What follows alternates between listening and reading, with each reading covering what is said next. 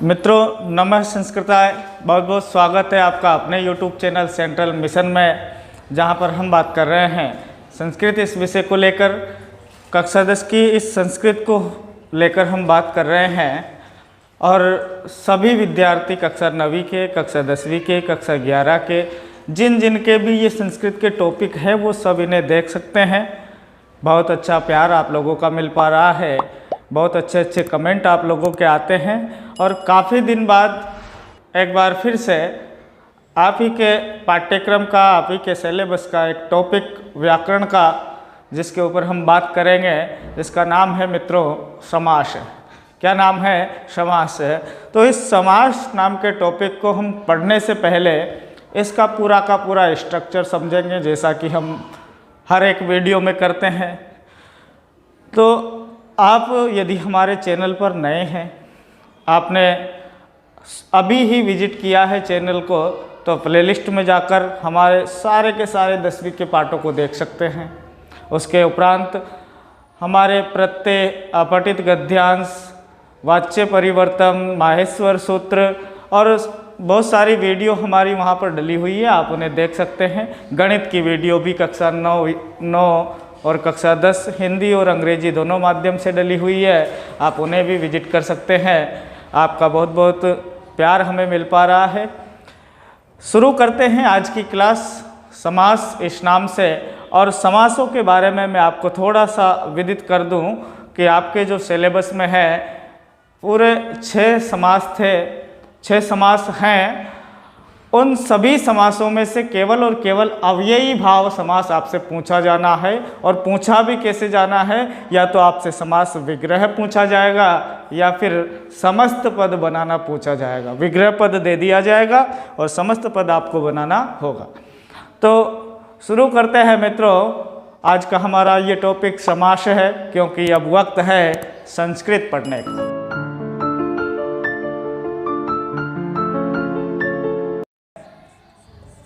समास, और हम जानेंगे कि इस टॉपिक में क्या है, क्या इसका मूल अर्थ है।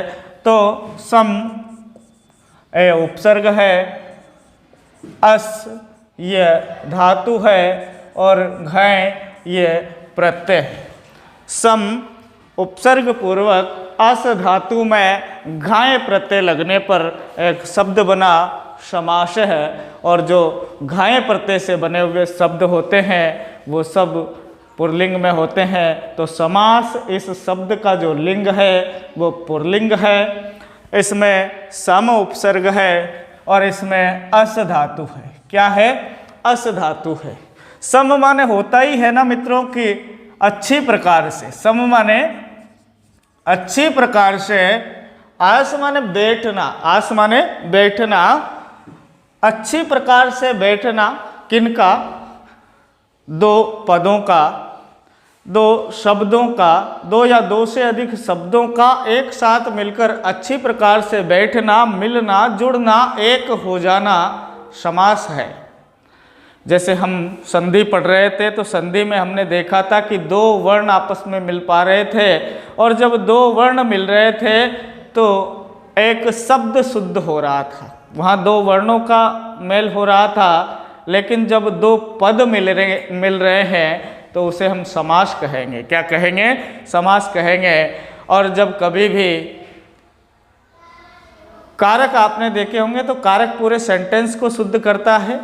कारक में आपने किस में प्रथमा होगी, कौन कर्ता होगा, किस में द्वितीया होगी, कौन कर्म होगा, किस में करण होगा, यानी तृतीया होगी, संप्रदान, अपादान, अधिकरण, किस में कौन सी विभक्ति होगी, ये काम है कारक का। कौन कौन पद आपस में मिलेंगे, ये काम है समास का। और कौन कौन वर्ण मिलकर कौन से वर्ण में परिवर्तन होंगे, ये काम है संधि का। तो फिलहाल हम समास की बात कर रहे हैं। सम, अश और घय, इनको मिलाने पर एक शब्द बनता है समास है, यानी अच्छी प्रकार से बैठना, पदों का अच्छी प्रकार से व्यवस्थित रूप से बैठना समास कहा जाता है। आप इसे मोटी मोटी भाषा में समझें तो फिर भी इसकी परिभाषा आपकी किताब में दी हुई है, हम उसे जानने की कोशिश करेंगे। तो वहाँ पर लिखा हुआ है अनेक पदानाम एक पदी भवनम समासः। अनेक पदानाम एक पदी भवनम समासः। अनेक पदानाम यानी अनेक पदों का एक पदी भवनम, एक पद हो जाना, भवनम यानी हो जाना, अनेक पदों का मिलकर, अनेक सुबंतों का मिलकर, अनेक शब्दों का मिलकर एक पद बन जाना समास है। क्या है, क्या लिखा है? समास है। अनेक पदानाम एक पदी भवनम समास है, ऐसी इसकी परिभाषा है। यानी कि एक पद दूसरे पद से मिलेगा, हो सकता है दो या दो से अधिक पद भी आपस में मिल सकते हैं। तो अनेक पद होंगे और एक पद हो जाएंगे, और एक पद होने के बाद जो होगा वो समास होगा। जैसे एक उदाहरण के जरिए हम समझ लेते हैं मित्रों। एक उदाहरण है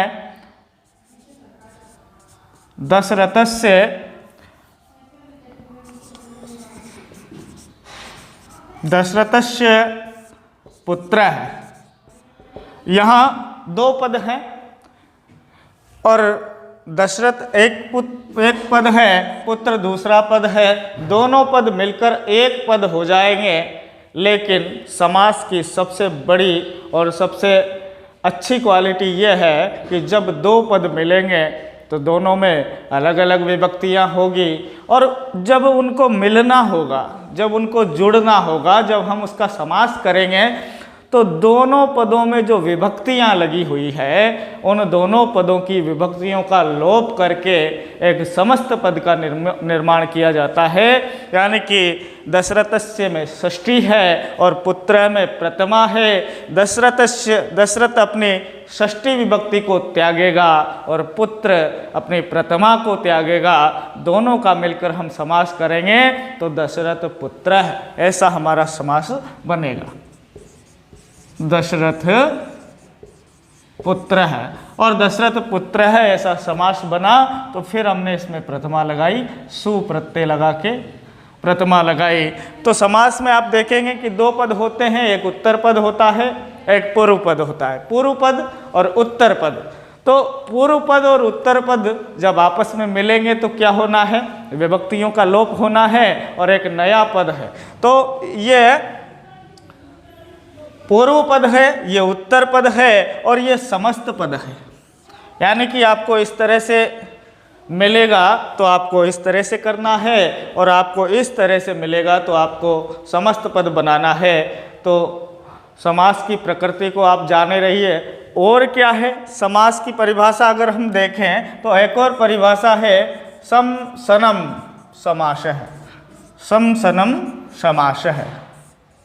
आप इसे दोहरा भी सकते हैं, बोल भी सकते हैं साथ के साथ ही। सम सनम समास है, यानी कि संक्षिप्तीकरण को समास कहते हैं, संक्षेपीकरण को समास कहते हैं। यानी कि दो पद मिलकर संक्षिप्त हो जाए, छोटे हो जाए, बहुत बड़ी बात को हम छोटी ही बात में कह लें, ऐसी जो प्रक्रिया है संस्कृत भाषा में उसे समास के नाम से जाना जाता है। तो सम सनम समास है, या फिर यूँ कहें कि अनेक पदानाम एक पदी भवनम समास है। मैंने आपको बताया, जैसे हम कहेंगे कि पीताम्बर है, हमने कह दिया पीताम्बरम, तो पीतम अंबरम यस्य है, इतनी बड़ी बात हमें न कहनी पड़े, इसलिए हमने समास की एक विधा का प्रयोग करके कह दिया पीताम्बर है ना। वैसे ही जैसे समास अब एक से अधिक पदों में भी हो सकता है, अनेक पदानाम लिखा है। और समास की एक क्वालिटी है मित्रों कि जब हम समास करते हैं तो उसकी विभक्तियों का लोप करते हैं, और विभक्तियों का लोप करने के बाद उन दोनों पदों का जो वास्तविक अर्थ होता है वो विद्यमान होता है। यानी अर्थ में कोई चेंज नहीं आता, अर्थ नहीं बदलता और विभक्तियों का लोप होता है। तो जब भी आपने देखा होगा मित्रों, जब भी आप किसी से मिलते हैं आपके विचार किसी से मिलते हैं तो सबसे पहले आपको अपनी विभक्तियों का लोप करना पड़ता है। समास भी हमें कुछ ऐसा ही सिखाते हैं। आपने सुना होगा, पढ़ा होगा संस्कृत में के अलावा भी इतिहास के यदि आप विद्यार्थी हैं तो, कि भाषा संस्कृति की पोशिका होती है। तो भाषा यानी कि समास भी हमें कहीं ना कहीं सिखाते हैं कि यदि हमें किसी भी पद के साथ, किसी भी मनुष्य के साथ, किसी भी विचार के साथ यदि सामासिक होना है, समास होना है, तो पहले अंदर की जो विभक्तियां हैं, जो हमारे अभिमान की विभक्तियां हैं, जो हमारे गर्व की विभक्तियां हैं, जो हमारे जाति, विचारधारा, नाम आदि की इन विभक्तियों को हमें लोप करना चाहिए और तभी आगे बढ़ने का जो मार्ग है वो प्रशस्त होता है। ऐसा हमें समास बताते हैं।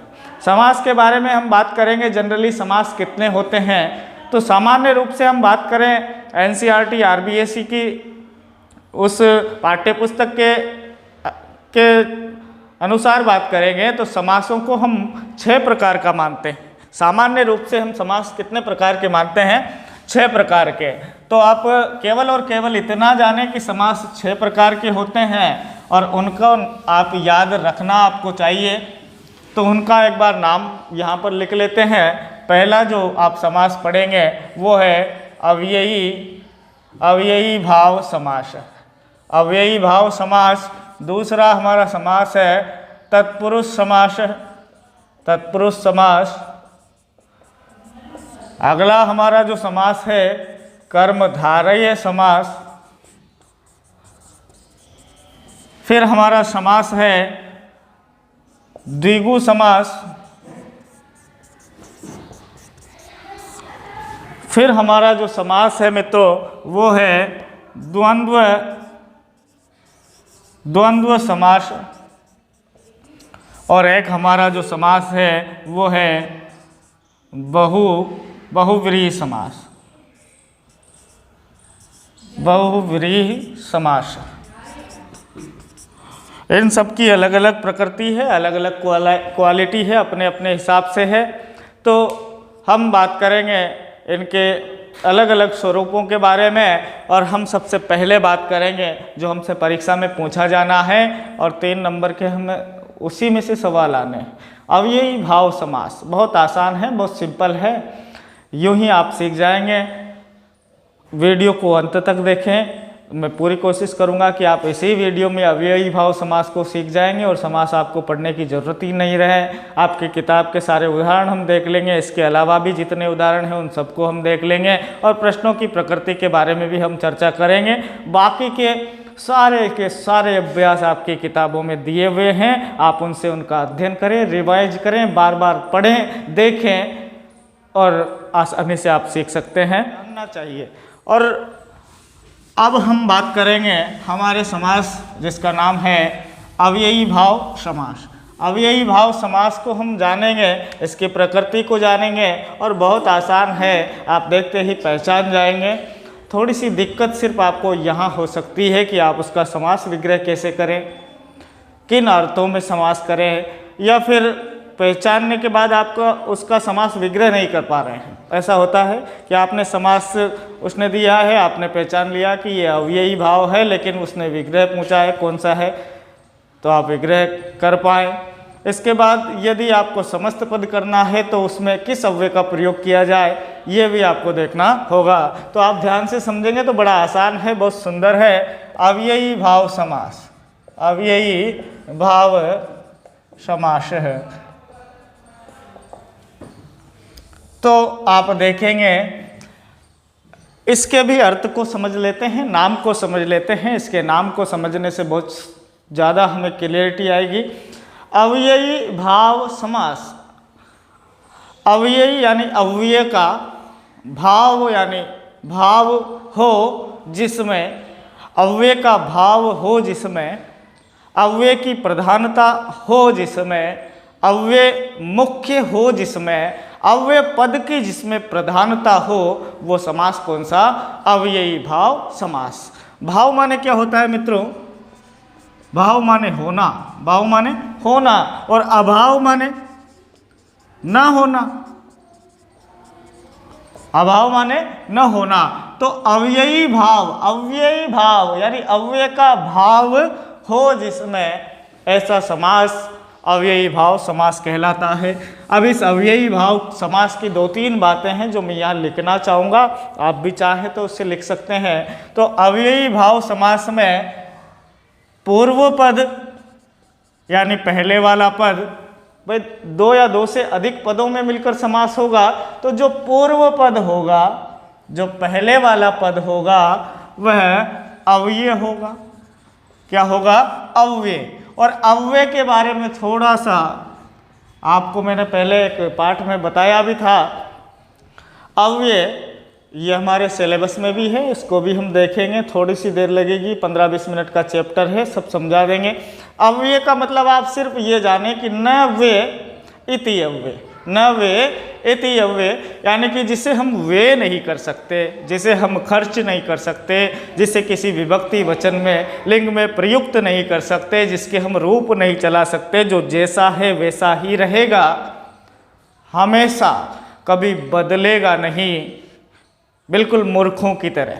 जैसे नीच पुरुष होते हैं वैसे ही वो कभी बदलते नहीं हैं, किसी की सुनते नहीं हैं। वही सिस्टम है अव्यय का, जो कभी बदलते नहीं हैं, जो कभी घटते नहीं हैं, जो कभी बढ़ते नहीं हैं, हमेशा एक ही विभक्ति में जैसे हैं वैसे ही रहेंगे। तो न वे इति अव्यय।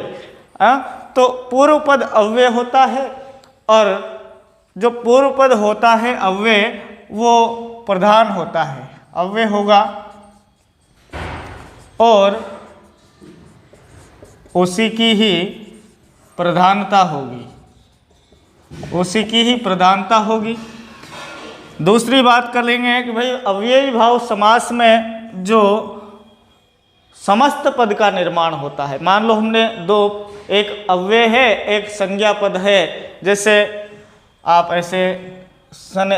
ऐसे उपनगरम, उपनगरम, ऐसा ये समास है, तो ये उप अव्यय है, और इसका प्रयोग हमने किया तो इसका समास विग्रह करेंगे हम नगरस्य समीपम, नगरस्य समीपम उपनगरम। तो ये उप जो है ये अव्यय है, पहला जो पद है वो अव्यय है और इसी की प्रधानता होगी। तो ये टोटल जो उपनगरम है, समस्त पद है, ये भी अव्यय ही होगा, ये भी अव्यय ही होगा। नगर शब्द अव्यय नहीं था, नगर शब्द अव्यय नहीं था, लेकिन उप इस अव्यय के साथ वो आया तो फिर उसे भी अव्यय ही हो जाना पड़ा। तो अव्यय पद प्रधान होगा, है ना, पूर्व पद अव्यय होगा और उसी की ही प्रधानता होगी। और एक और बात हम इसकी लिखेंगे कि अव्ययी भाव समास में, अव्ययी भाव समास में बना हुआ समस्त पद, समस्त पद, इससे आप समझे कि यानी दोनों पदों को मिलाकर हमने जो समास का पद बनाया है वो समस्त पद भी नपुंसक लिंग के एक वचन में चलेगा, नपुंसक लिंग एक वचन में प्रयुक्त होगा। तो दो मोटी मोटी बातें हमने देखी कि पूर्व पद अव्यय होगा और अव्यय की ही प्रधानता होगी। अव्ययी भाव समास में बना हुआ समस्त पद भी जो है वो हमेशा नपुंसक लिंग के एक वचन में प्रयुक्त होगा, क्योंकि वो तो अव्यय है। तो आप जब भी देखेंगे उपरामम, उपकृष्णम, उपग्रामम, उपविद्यालयम, ऐसा आप देखेंगे। अब हम बात करते हैं आपकी किताब के अनुसार अव्ययी भाव समास जो है वो कितने अर्थों में प्रयुक्त है और कौन कौन से अर्थों में आपसे वो पूछा जा सकता है। मित्रों, अव्ययी भाव समास की हम बात करें तो वो बहुत सारे अर्थों में होता है। विभक्ति, समीप, समृद्धि, वृद्धि, अर्थाभाव, सादृश्य, साकल्यांत, वचनेषु, इन सब अथा, यथा, अनुपूर्वे, तो इन बहुत सारे अर्थों में अव्ययी भाव समास होता है। लेकिन आप अपनी किताब को, अपनी बुक को अपने उस अव्ययी भाव समास नाम के टॉपिक को अपने स्पंदना में देखेंगे तो वहाँ पर 6 प्रकार से अव्ययी भाव समास दे रखा है। और वो 6 प्रकार से इसलिए दे रखा है कि आपसे उन्हीं अवयवों के हिसाब से ही प्रश्न पूछे जाने हैं और उसके अतिरिक्त आपको नहीं पढ़ना है। तो उनमें किताब में आपके 1-1, 2-2 उदाहरण दे रखे हैं, उससे भी ज़्यादा हम 3-3, 4-4 उदाहरणों को यहाँ देख लेंगे और बनाने का सिस्टम समझ लेंगे तो आपको मैं नहीं समझता कि ज़्यादा दिक्कत होने वाली है। अव्ययी भाव समास का आप ये ध्यान रखें कि उसमें अव्यय का भाव होता है, अव्यय की प्रधानता होती है, पूर्व पद अव्यय होता है। जब भी पूर्व पद आपको अव्यय दिखाई पड़े समझना है कि वो अव्ययी भाव समास है। तो अव्ययी भाव समास की ये मोटी मोटी बातें हैं, इसको आप लिख भी सकते हैं। और सबसे पहले हम अगर बात करें अव्ययी भाव समास में तो किस प्रकार से अव्यय जोड़ेंगे उसका एक सिस्टम है, अपना एक सिस्टम है। तो हमारी संस्कृत भाषा में जो उपसर्ग माने जाते हैं 22 निर, निस, दुर, दुस, अधि, उप, आंग, ये वि, दुस, दुर, ये सब उपसर्ग जो हैं इन्हें भी अव्ययों के अंतर्गत ही रखा गया है। और भी यथा, तथा, बहुत सारे जो स है, यथा है, तथा है, अति है, अनु है, अधि है, उप है, आंग है, इन सबको अवयवों के अंतर्गत रखा गया है। तो जब भी आपको ये उपसर्ग मिले तो आप समझे कि अव्ययी भाव समास है। अब हम बात करेंगे एक एक अर्थों की। एक एक अर्थों की बात हम इसलिए करेंगे क्योंकि अव्ययी भाव समास जो होता है वो अनेक अर्थों में होता है और हमें ज़्यादा अर्थों में उसे नहीं देखना है, केवल 5-6 अर्थों में देखना है। तो इसमें जो लिखा हुआ है समीप अर्थ में, किस अर्थ में? समीप अर्थ में। एक तो अव्यय भाव समास होता है समीप अर्थ में। किस अर्थ में? समीप अर्थ में। समीप यानी पास, और समीप के लिए संस्कृत इस भाषा में एक अव्यय का प्रयोग किया जाता है उप। कौन सा अव्यय लगता है? उप। उप अव्यय को समीप के इस अर्थ में प्रयुक्त किया जाता है। उप माने होता ही है पास, है ना। किसी के पास जाना, विद्यालय के पास जाते हैं तो उप विद्यालयम, उप ग्रामम, उप नगरम, उप रामम, उप कृष्णम, है ना, उप बालकम। ऐसा हम बनाएंगे। और कैसे बनाएंगे? जैसे समीप यानी निकट भी कह सकते हैं और पास भी कह सकते हैं। और उसके लिए अव्यय कौन सा लगेगा मित्रों? उप। तो उप अव्यय आपको परीक्षा में मिले, पहले आपको उप दिखाई दे तो आप किस तरह से उसका समास करें और किस तरह से उसका विग्रह करने का प्रयास करें। तो जैसे कृष्णस्य समीपम, कृष्णस्य समीपम आपको इस प्रकार का मिले तो इस समीप की जगह आपको क्या लेके आना है? उप। समीपम, समीप अर्थ में कौन सा अव्यय लगता है? उप। और उप क्या है? अव्यय है। उप क्या है? अव्यय है। और अव्ययी भाव समास में प्रधान कौन है? भाई अव्यय प्रधान है। और जो प्रधान है पूर्व पद है, वो पूर्व पद में होना चाहिए, पहले होना चाहिए। तो इस समीप की जगह तो लिखेंगे उप। और कृष्ण, कृष्णस्य की, कृष्णस्य क्या षष्ठी का लोप करेंगे, विभक्तियों का लोप करना है। समास में क्या करना है? दोनों पदों में लगी हुई विभक्तियों का लोप करना है। तो इस कृष्णस्य में षष्ठी विभक्ति लगी है, इसका हम लोप करेंगे और इसका मूल शब्द लिखेंगे कृष्ण। क्या लिखेंगे? कृष्ण। अब इस उपकृष्ण में हम विभक्ति लगाएंगे। और विभक्ति क्या लगाएंगे? तो मैंने आपको बताया था कि अव्ययी भाव समास में जो बना हुआ समस्त पद है वो नपुंसक लिंग के एक वचन में होता है। तो हम इसमें लगाएंगे अम। तो उपकृष्णम क्या बना? उपकृष्णम। यदि मान लो ऐसा आपको दे दिया जाता है उपकृष्णम तो आपको क्या करना है? फिर विग्रह करना है। क्या करना है? विग्रह करना है। तो उप की जगह आप क्या लिखेंगे? क्या लिखेंगे मित्रों?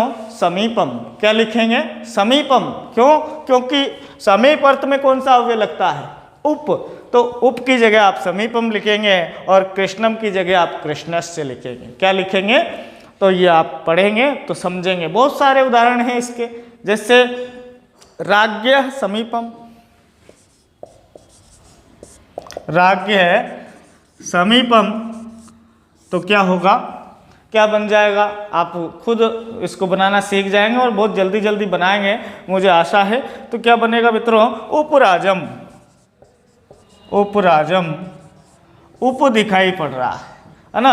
और नगरस्य समीपम हमने देखा था, नगरस्य समीपम उपनगरम। और देखें, और हम बात करें तो लिखा है मित्रों कि गुरो समीपम, गुरो समीपम, तो उपगुरु, गुरो समीपम उपगुरु, ऐसा बनेगा। ऐसा और भी हम बात करें तो मित्रों लिखा है, बहुत सारे उदाहरण हैं। वध्वा समीपम उपवधु, विद्यालय, विद्यालयस्य समीपम तो उपविद्यालय, बालकस्य समीपम उपबालकम। तो इस प्रकार के उदाहरण आपको मिलेंगे, बहुत सारे उदाहरण हैं। जैसे मैं आपको पढ़कर सुना देता हूँ, वध्वा समीपम उपवधु, गंगायाः समीपम, इसको भी आप लिख लें, गंगाया समीपम, गंगायाः समीपम उपगंगम, क्या बनेगा, उपगंगम, गंगा के समीप। कृष्णस्य समीपम उपकृष्णम, कृष्ण के समीप। उपराजम, राजा के समीप। उपनगरम, नगर के समीप।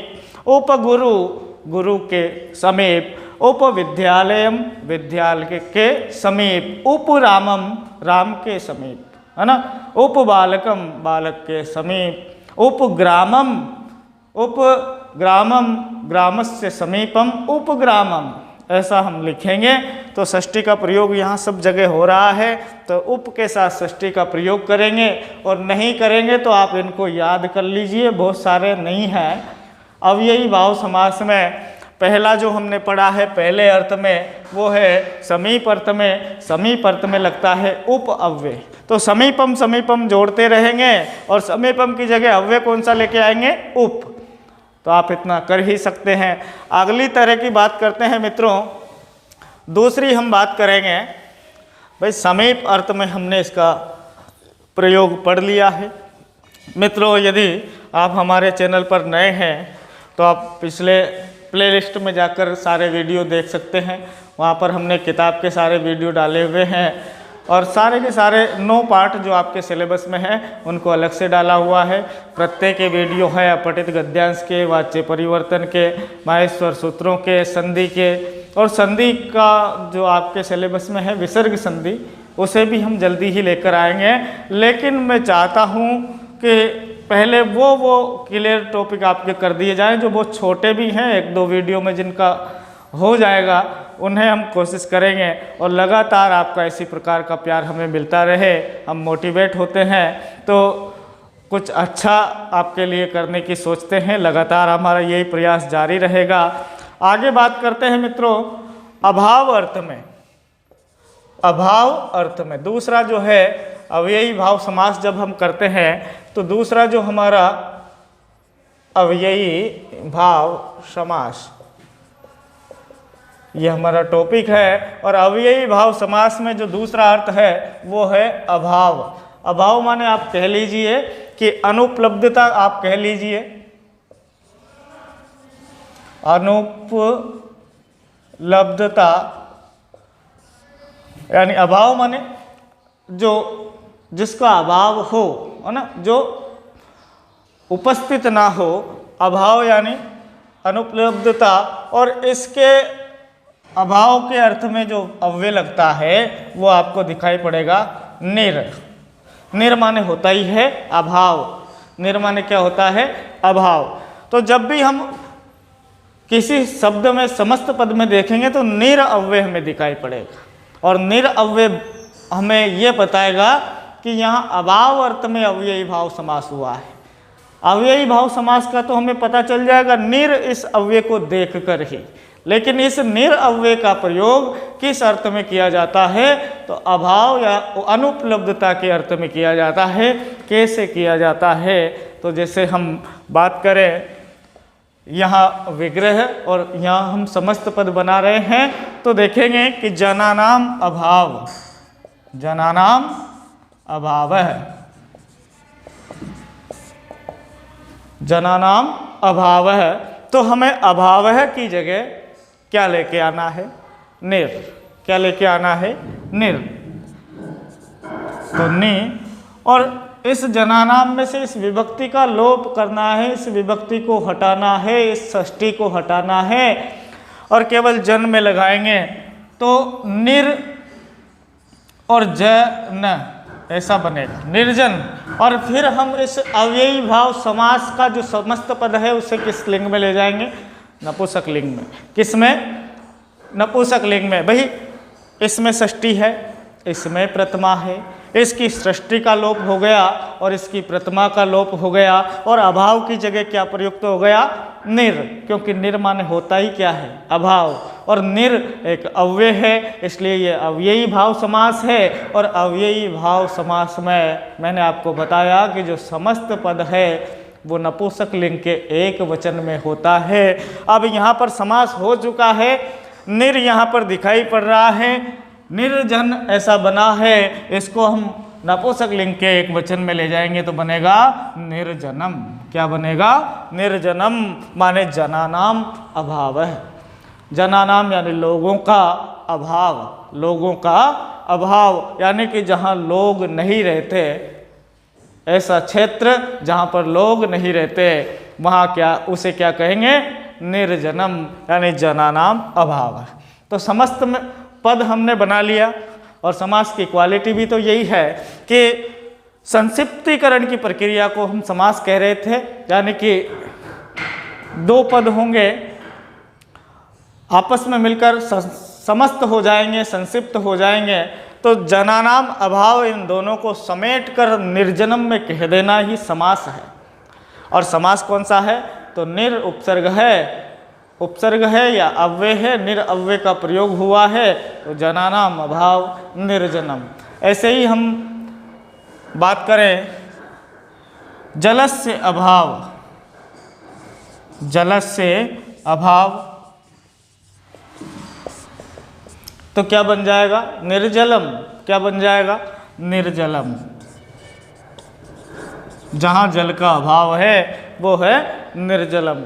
और फिर हम लिखेंगे कि मक्षिकाणाम अभाव, कोई ऐसा स्थान है मक्षिकाणाम, जहाँ मक्षिका यानी होती है मक्खियाँ, है ना, और मक्षिकाणाम अभाव है जहाँ मक्खियों का अभाव है, जहाँ पर मक्खियाँ नहीं मंडराती है, ऐसा कोई स्थान है तो हम उसे कहेंगे निर्मक्षिकम। निर्मक्षिकम, निर्मक्षिकम।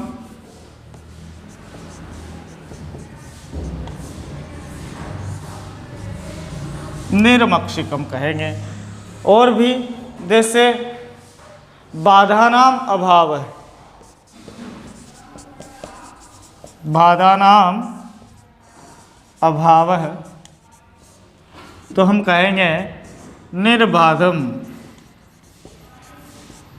निर्बाधम, निर्बाधम। निर्बाधम यानी बाधाओं का अभाव, लोगों का अभाव, मक्खियों का अभाव, जल का अभाव। और आपकी किताब में जो उदाहरण दे रखा है मित्रों अभाव अर्थ में, वो यही है मक्षिकाणाम अभाव है, यानी निर्मक्षिकम, मक्खियों का अभाव, जल का अभाव, है ना। जैसे विद्यार्थानाम अभाव, है ना, विद्यार्थीनाम अभाव, छात्राणाम अभाव, निर्छात्रम, है ना, निश्छात्रम, ऐसा हो जाएगा। अब हम बात करते फलस्य अभाव, फलों का अभाव। और भी बहुत सारे इसके उदाहरण हो सकते हैं, आप इनको अपनी पासबुकों में से भी देख सकते हैं और अपने किताब में से भी देख सकते हैं। एक्सरसाइज करने का कोई लिमिट नहीं है, आप कितनी भी करें, जितना आप एक्सरसाइज करेंगे, अभ्यास करेंगे, उतना ही जो आपका अधिगम है, आपका सीखा हुआ है, वो बहुत काम आएगा। तो हमने दो अर्थों में अव्ययी भाव समास को पढ़ लिया है। जिन जिन अवयवों में हमने पढ़ लिया है, तो हमने पहले उप और समीप अर्थ में, दूसरा निर इस अव्यय का प्रयोग किया और अभाव अर्थ में। अब हम अगले जो बात करेंगे तो आपने देखा होगा यथा, यथा भी एक हमारे यहाँ अव्यय है। क्या है? अव्यय है यथा, है ना। यथा माने के अनुसार, ऐसा अव्यय है, तो हम उसका भी प्रयोग करके देखते हैं। तो यथा, यथा इस अव्यय का प्रयोग करते हैं अतिक्रमण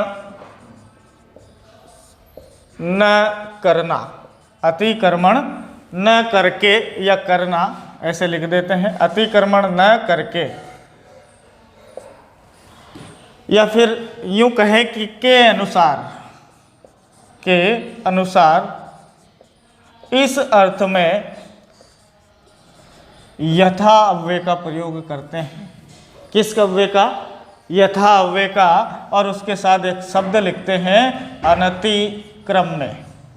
अनतिक्रम में, इसे आप याद रखें क्योंकि यही आपको विग्रह में मिलेगा। तो यथा इस अव्यय पद को आप देखेंगे तो उसके समस्त पद में आपको क्या लिखना पड़ेगा। जैसे आपको मिला कि यथाशक्ति, यथाशक्ति ऐसा मिला। अब यथा यहाँ पर अव्यय है, आपको क्लियरली पता चल गया कि यह अव्ययी भाव समास है ना। शक्ति इस पद के साथ यथा इस अव्यय का समास हुआ है, अव्ययी भाव समास हुआ है, इसलिए यह नपुंसक लिंग है। लेकिन अब इसका विग्रह करें तो कैसे करें? तो शक्तिम में तो द्वितीय लगानी है, शक्ति में तो बनेगा शक्तिम, और इस यथा की जगह हमें लगाना है अनतिक्रम में। अनतिक्रम में का मतलब ही होता है अतिक्रमण न करके। तो हम लिखेंगे शक्तिम अनतिक्रम में। और अनतिक्रम में का अर्थ क्या? या के अनुसार, शक्ति के अनुसार, शक्ति का अतिक्रमण नहीं करके, है ना, शक्ति के अनुसार। तो यथा शक्तिम, शक्ति के अनुसार, है ना। यथा कालम, यथा कालम, तो क्या लिखेंगे? कालम अनतिक्रम में। कालम अनतिक्रम में, काल के अनुसार, समय के अनुसार, है ना। और बहुत सारे उदाहरण हैं। यथाशक्ति है, इसमें भी आपको दे रखा है यथा में। अनतिक्रम में के अर्थ में यथा इस अव्यय का प्रयोग किया जाता है। और सारे उदाहरण आपको दिखा दूं, मैं बोल बोल के आपको लिखा सकता हूं और आप लिख भी सकते हैं। अनतिक्रम में तो जैसे ही ज्ञानम अनतिक्रम में, ज्ञानम अनतिक्रम में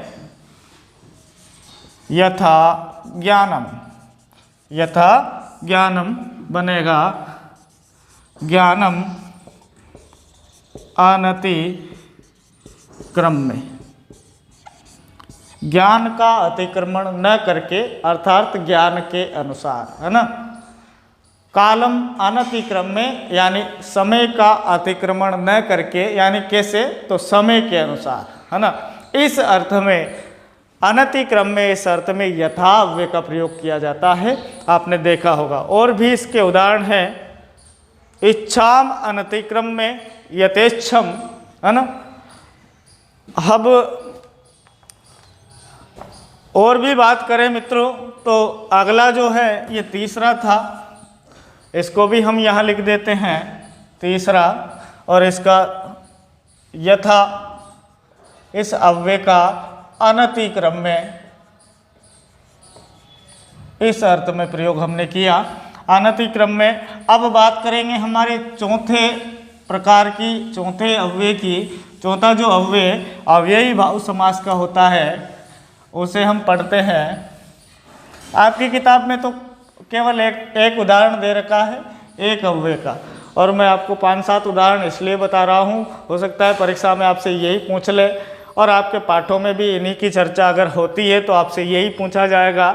एक और अव्यय का प्रयोग होता है योग्यता अर्थ में।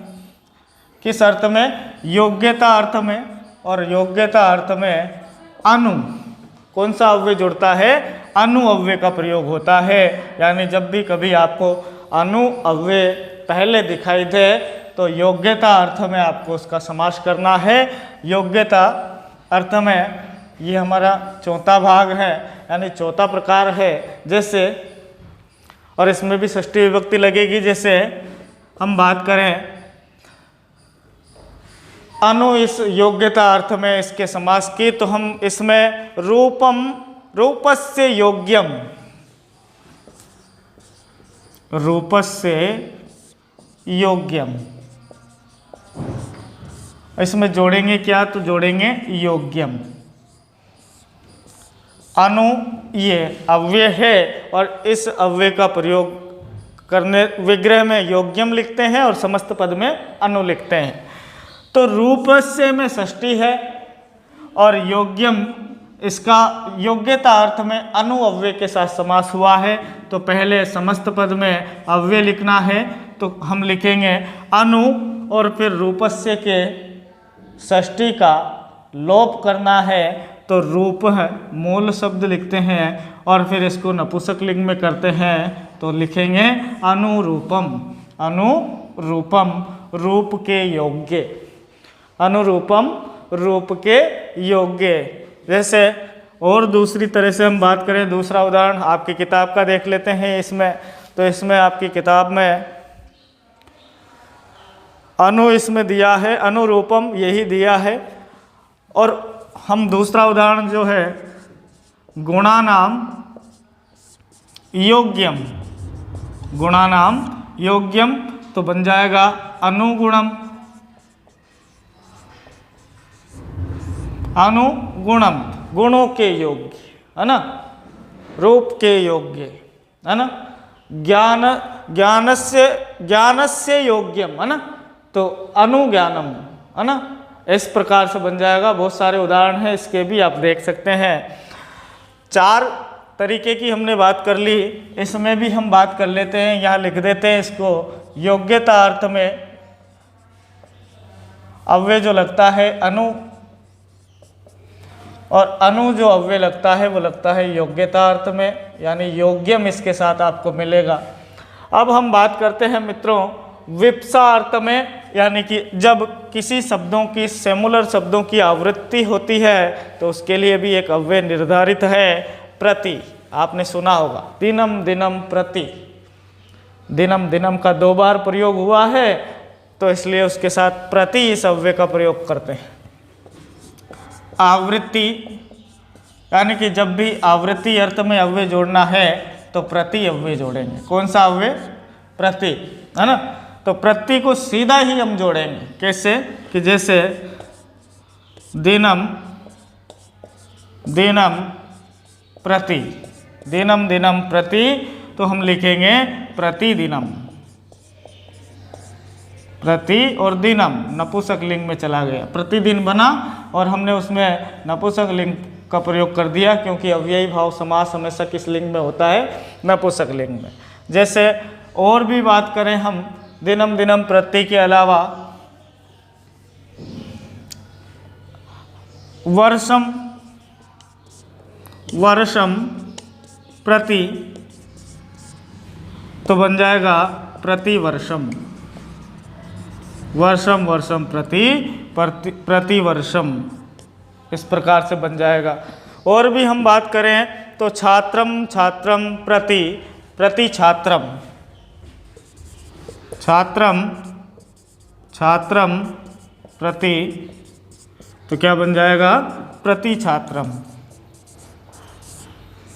हम बात करें और भी, अगर इसकी बात करें तो बालकम बालकम प्रति, तो प्रति बालकम बन जाएगा वृक्षम वृक्षम प्रति, वृक्षम वृक्षम प्रति, तो हमें प्रति वृक्षम ऐसा मिलेगा, प्रति वृक्षम। तो ये भी आप लिख सकते हैं, यानी कि आवृत्ति अर्थ में प्रति सव्य का प्रयोग किया जाता है और प्रति सव्य का प्रयोग आवृत्ति अर्थ में करते हैं और केवल प्रति ही इसके साथ जोड़ते हैं, डायरेक्ट प्रति सव्य को लगाते हैं। अब हमारे पास मित्रों बचा है एक और इसका भाग, यानी अधि।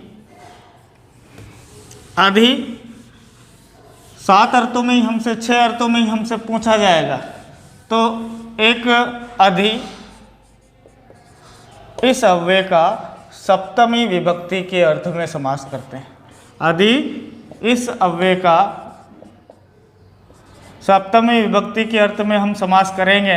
और कैसे करेंगे तो देखो, इसमें इसकी प्रोसेस क्या है, इसमें किस प्रकार से हम समास करेंगे। तो सप्तमी विभक्ति के अर्थ में समास करने से पहले हम ये जानेंगे कि इसका जो इसके पूरे उदाहरण है वो मैं आपको लिखा ही देता हूँ। लिखा है इसमें कम मनसी इति, मनसी इति, तो बन जाएगा अधिमनसम, अधिमनसम, अधि जुड़ गया ऊपर, है ना। तो इसका अर्थ हो जाएगा, अधिमनसी का अर्थ हो जाएगा मन में। सप्तमी विभक्ति का अर्थ जानते हो आप, हाँ, सप्तमी में, है ना, में पेपर ऐसा होता है। अधिकरण सप्तमी, अधिकरण सप्तमी, और उसका अर्थ होता है मैं पेपर। कर्ता ने कर्म को करण से संप्रदान के लिए अपादान से अलग होने पर संबंध का के की अधिकरण मैं पेपर। तो मनसी इति अधिमनसम, तो अधि अव्यय आप देख पा रहे हैं। अधि अव्यय का मनस, मन इस सुबंत के साथ समास हुआ, लेकिन इस मन में सप्तमी विभक्ति है। कौन सी विभक्ति है? सप्तमी विभक्ति है। और सप्तमी विभक्ति के साथ एक अव्यय का प्रयोग होता है, अधि अव्यय का, अधि अव्यय का प्रयोग किया जाता है, इसलिए बना अधिमनसम। क्या बना? अधिमनसम। अगर हम बात करें तो एक और है ग्रह इति। अब इस ग्रह में षष्ठी सप्तमी है, ग्रह में सप्तमी है, इसलिए अव्यय कौन सा लाना पड़ेगा? अधि। क्या है? अधि। और गृह, और फिर इसको नपुंसकलिंग में लेके गए तो गृहम, अधिगृहम। क्या बनेगा? अधिगृहम। और भी जैसे गुणेषु, गुणेषु इति, इस गुणेषु में भी सप्तमी है। तो सप्तमी जहाँ जहाँ है उसका हम अधि के साथ समास करेंगे, अधि और गुण, और फिर इसका म, अधि गुणम, यानी इस प्रकार का समास हुआ। हरो इति बहुत प्रमुख उदाहरण है, इम्पोर्टेंट है। हरौ, इसमें सप्तमी का एक वचन है हरौ में, और हरौ इति, तो हरौ में सप्तमी का एक वचन है, तो हम लेकर आएंगे अधि। और फिर हरि शब्द है, मूल शब्द क्या है? हरि है। हरौ में से ये सप्तमी का एक वचन है, और इसमें ये किसके रूप चलाए थे तब? तो हरि।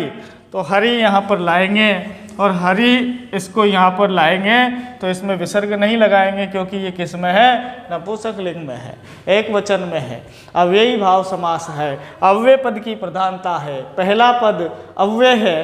तो हमने देखा मित्रों कि जो अव्ययी भाव समास है, उस अव्ययी भाव समास में हो क्या रहा है? तो अव्यय की प्रधानता है। कहाँ है प्रधानता? तो आपको जहाँ भी दिखेगा अव्यय दिखाई पड़ेगा। क्या दिखाई पड़ेगा? पहले क्या दिखाई पड़ेगा? अव्यय, चाहे वो अधि हो, चाहे वो अनु हो, चाहे वो प्रति हो, चाहे वो यता हो, निर हो, उप हो, इस प्रकार के सारे अव्यय आपको पहले दिखाई पड़ेंगे। उसके बाद अव्यय का किसी संज्ञा पद के साथ कोई समास हो रहा होगा, और वो जो भी समास हो रहा होगा वो अव्ययी भाव समास हो रहा होगा। अव्ययी भाव समास में अव्यय पद की प्रधानता ही होती है। अव्यय भाव समास में पूर्व पद की प्रधानता होती है, पूर्व पद अव्यय होता है और अव्यय की प्रधानता होती है। अव्ययी भाव समास में बना हुआ समस्त पद हमेशा नपुंसकलिंग के एक वचन में ही चलता है, और इन प्रकार के अव्यय आपको मिलेंगे। उप यानी समीप अर्थ में, समीपम आप देखेंगे तो समीपम, समीपम ग्रामस्य समीपम, बालकस्य समीपम, विद्यालयस्य समीपम, तो आपको उप अव्यय जोड़ना पड़ेगा। समीप को हटाकर उप जोड़ना पड़ेगा, और नपुंसकलिंग में कर देंगे तो बालकम, है ना, उप बालक है, उप बालक है। जैसे उप विद्यालयम, उप नगरम, उप कृष्णम, उप रामम, है ना। निर इस प्रकार का अव्यय आपको कब मिलेगा, तो आप अभाव अर्थ में, है ना, किसी का अभाव प्रतीत हो रहा है, अभाव शब्द आपको विग्रह में यदि दिखा, अभाव शब्द आपको विग्रह में दिखा तो आप तुरंत समझ जाएगा कि यह निर जुड़ेगा। मक्षी का नाम अभाव है, मक्खियों का अभाव, तो अभाव को हटाकर निर जोड़ना है, तो निर और मक्षी का नाम, है ना, मक्षी निर्मक्षिकम, तो मक्षी शब्द में निर्मक्षिकम ऐसा बनेगा। जनानाम अभाव निर्जनम, गुणानाम अभाव निर्गुणम, जलस्य अभाव निर्जलम, है ना। छात्राणाम अभाव निश्छात्रम, इस प्रकार का बनेगा। यथा यानी के अनुसार, शक्ति के अनुसार, बुद्धि के अनुसार, मति के अनुसार, ज्ञान के अनुसार, गुण के अनुसार, राम के अनुसार, श्याम के अनुसार, तो यथा आपको मिलेगा और अनतिक्रम में आपको जुड़ा हुआ मिलेगा, है ना, शक्तिम अनतिक्रम में। तो अनतिक्रम में आप जब भी देखेंगे तो आप उसको कन्वर्ट करेंगे, समस्त पद बनाएंगे, तो आपको लिखना पड़ेगा यथा कालम, काल के अनुसार, यथा शक्तिम, शक्ति के अनुसार, यथा बुद्धिम, बुद्धि के अनुसार, यथा गुणम, गुण के अनुसार, यथा छात्रम, छात्र के अनुसार, है ना। फिर अनु योग्यता अर्थ में योग्यम शब्द आपको मिलेगा। जैसे आपने उदाहरण देखे कि गुणानाम योग्यम अनुगुणम, अनु ये भी क्या है, अव्यय है, तो अनुगुणम के अब आप रूप नहीं चला सकते, समस्त पद है जो वो है अव्यय बन चुका है, उसके आप रूप नहीं चला सकते।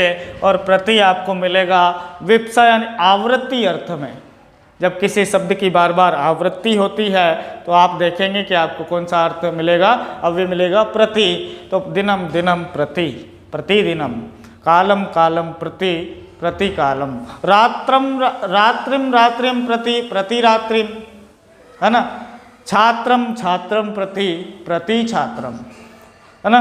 इस प्रकार के कितने ही उदाहरण हो सकते हैं। वर्षम वर्षम प्रति, प्रति वर्षम, अहनम अहनम प्रति, प्रत्यहनम, है ना। और फिर हमने अंत में बात की अधि, यानी अधि अव्यय जब जुड़ता है तो सप्तमी विभक्ति के अर्थ में जुड़ता है।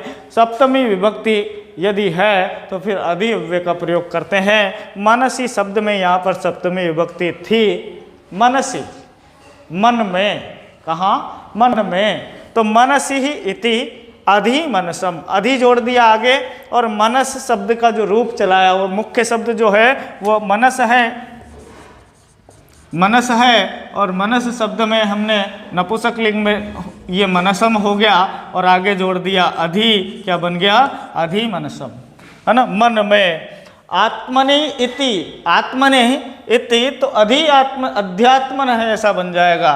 ग्रह यहाँ भी सप्तमी है तो अव्यय कौन सा लेकर आएंगे, अधि लेकर आएंगे, तो अधि, और ग्रह सप्तमी है, मूल शब्द है इसमें ग्रह, है ना, तो ग्रह में वो जोड़ेंगे, नपुंसक लिंग में ले जाएंगे तो ग्रहम, और अधि लेकर आएंगे तो अधि ग्रहम ऐसा बनेगा। गुणेशु में बालकेशु रामेशु लतेशु, इस प्रकार से सप्तमी है तो गुणेशु में मूल शब्द है गुण, है ना, और गुण को करेंगे तो गुणम, और इसमें सप्तमी है तो क्या लेकर आएंगे, अधि, क्या बनेगा, अधि गुणम। हरव, इसमें हरि शब्द में सप्तमी विभक्ति है, हरव बना है, हरव बना है तो इसमें मूल शब्द हरि है, और इसको पुल्लिंग में नहीं कर सकते क्योंकि ये तो किसके साथ है, अव्यय के साथ है, तो हरो है, हरि लाए, और हरो में सप्तमी है तो सप्तमी के योग में कौन सा अव्यय, अधि, क्या बना, अधि हरि, क्या बना, अधि हरि। तो इस प्रकार का हमारा बहुत सुंदर, बहुत सुशील और बहुत सरल टॉपिक था। आपसे परीक्षा में या तो इस प्रकार दे दिया जाएगा, अधिमनसम, अधिमनसम, अधो, दो शब्द दे दिए जाएंगे कोई से भी, निम्नलिखितेषु पदेषु, निम्नलिखितेषु समस्त पदेषु विग्रह कुरुम, है ना, विग्रह करें, और विग्रह करते हुए समास का नाम भी लिखें, तो आपको इस प्रकार से मिलेंगे। तो हरो इति ऐसा मिला तो आपको इस प्रकार करना है, इस प्रकार आपको मिला तो आपको इस प्रकार करना है, और आप समझ जाएंगे अभ्यास जब आप करेंगे आपकी किताब से, आपकी पासबुक से। तो हमने मित्रों आज बात की थी समास की। समास सम, अस और घय इन तीनों से मिलकर बना हुआ है। अच्छी प्रकार से, सुव्यवस्थित प्रकार से, ठीक प्रकार से जब कोई शब्द, कोई पद एक पद के साथ मिले, जुड़े, संक्षिप्त हो, उसका योग हो, तो हम उसे समास कहेंगे। और समास की परिभाषा में हमने देखा कि अनेक पदानाम एक पदी भवनम समास है। अनेक पदों का मिलकर एक पद हो जाना समास है। समसनम यानी संक्षिप्त हो जाना समास है। समास 6 प्रकार के होते हैं। अव्ययी भाव, तत्पुरुष, कर्मधारय, द्विगु, द्वंद्व और बहुब्रीहि। और उन सभी 6 में से हमने आज बात की अव्ययी भाव समास की। अव्ययी भाव समास का मुख्य लक्षण ही यही है कि अव्ययस्य भाव यस्य स समास है। अव्ययी भाव समास है। अव्यय का भाव जिस समास में हो वह अव्ययी भाव समास होता है। और अव्यय के बारे में मैंने आपको बताया कि जो कभी बदलते नहीं हैं, किसी लिंग में भी, किसी पुरुष में भी, किसी वचन में भी, किसी में नहीं बदल सकते, जैसे कि जैसे ही रहते हैं उन्हें अव्यय कहते हैं। तो अव्यय हमेशा नपुंसक लिंग के एक वचन में ही प्रयुक्त होते हैं। तो अव्ययी भाव समास का पहला पद आप देख पा रहे हैं अव्यय है, सब में अव्यय था। और उत्तर पद संज्ञा था। जो संज्ञा पद था उस अव्यय पद ने उस संज्ञा पद को भी मिलाकर एक अव्यय बना लिया, है ना। ये अव्यय नहीं था, हरि शब्द अव्यय नहीं था, लेकिन अधिक के साथ समास हुआ तो प्रधानता है किसकी भाई? अव्यय की प्रधानता है। अव्यय का समास है, अव्ययी भाव समास है, इसलिए समस्त पद भी क्या हो गया? अव्यय हो गया। मित्रों, मैंने पूरी कोशिश आपको समझाने की है, फिर भी आप इसका एक्सरसाइज कर सकते हैं अपने हिसाब से। इसके और भी बहुत सारे उदाहरण हैं, ऐसा नहीं है कि जैसा मैंने आपको बताया यही उदाहरण है। इसके आपकी किताब में भी है, आपकी पासबुक में भी है। किताब में तो 5-7 उदाहरण ही हैं पूरे, लेकिन आपकी पासबुक में बहुत सारे उदाहरण हैं। इसके अतिरिक्त मैंने जितना आपको समझाना था, आपको पूरी कोशिश की है। आप वीडियो को अंत तक देखें, अपने मित्रों को अवश्य शेयर करें। वीडियो को अपने मित्रों को शेयर करते रहिए, क्योंकि आप सफल हो यही संकल्प है हमारा। YouTube चैनल सेंट्रल मिशन लगातार आपके लिए नई नई क्लासें लेकर आता रहेगा। और मैं पूरी कोशिश ये करूँगा कि आपका पूरा का पूरा सिलेबस, पूरे मॉडल पेपर, पूरे प्रश्नोत्तर, पूरी किताब, सब कुछ आपका 100 नंबर का पूरा मैटर आपके पास पहुंच जाए, ये मेरी कोशिश रहेगी। चैनल को विजिट करने के लिए, वीडियो को अंत तक देखने के लिए, इतने अच्छे अच्छे कमेंट करने के लिए, आपका ढेर सारा प्यार देने के लिए आपका एक बार पुनः धन्यवाद। मिलते हैं अब हमारे अगले वीडियो में, तब तक के लिए नमः संस्कृताय।